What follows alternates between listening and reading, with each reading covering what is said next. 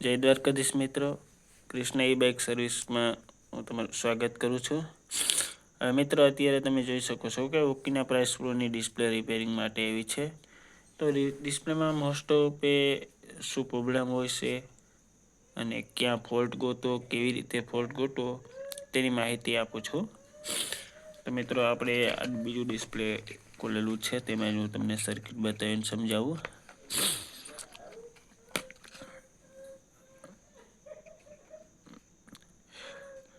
મિત્રો, આ ડિસ્પ્લે માટે સિગ્નલ વાયર છે, તે અહીંયા લાગેલો હોય છે. હવે મોસ્ટ ઓફ શું થાય છે કે અહીંયા રજિસ્ટરની ખરાબીને લીધે પણ ડિસ્પ્લેમાં સિગ્નલ આવતા નથી અને ઘણા બધા ડિસ્પ્લેમાં એવું થાય છે કે કંઈ દેખાતું જ નથી. હવે જે ડિસ્પ્લેમાં બધી એરર આવતી હોય છે પણ કંઈ કામ ન બતાવતું હોય, તો એના માટે તમારે મહત્ત્વનું ચેક કરવાની મેઇન પોઈન્ટ છે કે તમે પહેલાં રજિસ્ટર ચેક કરો, કેપેસિટર ચેક કરો અને અહીંયાથી મેઇન આઈસી સુધી જે લાઇન પહોંચે છે તે લાઇનની કન્ટિન્યુટી ચેક કરી લો.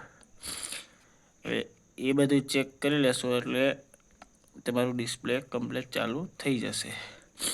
અને બીજા પ્રોબ્લેમમાં લખીએ તો ઘણા ડિસ્પ્લેમાં બ્લેક જ રહે છે, કંઈ દેખાતું જ નથી. તો હવે એ પ્રોબ્લેમનું સોલ્યુશન માટે આપણે શું કરવું? મિત્રો, તમે જોઈ શકો છો કે અહીંયા એક પાવર સપ્લાય બનાવેલી છે 5 વોલ્ટની.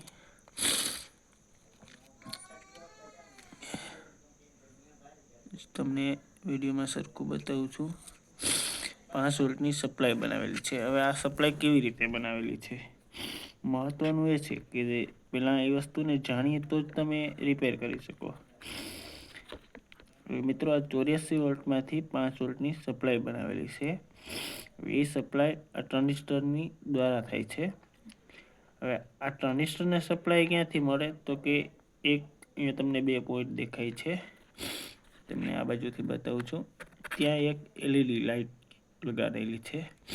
હવે આ એલઈડી ઉડી જવાથી તેની સપ્લાય બંધ થઈ જાય છે, કેમ કે અહીંયા સપ્લાય એને સિરીઝમાં લગાડેલી છે. મોસ્ટ ઓફ તમારે શું કરવાનું કે આ 2 કનેક્શન ભેગા કરી શોર્ટ કરી અને સોલ્ડર કરી દેવાનું.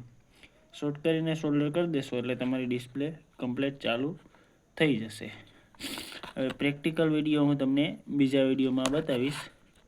બરાબર, અત્યારે તમે અને કોઈ પણ વ્યક્તિને કોઈ પણ ફોલ્ટ હોય તો મને કમેન્ટ કરી શકો છો.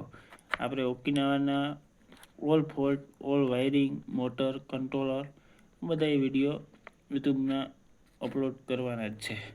તો મિત્રો, બધાને જરૂર જણાય માહિતી ઉપયોગ આવે તો લાઈક, શેર અને સબસ્ક્રાઈબ કરજો. ધન્યવાદ મિત્રો.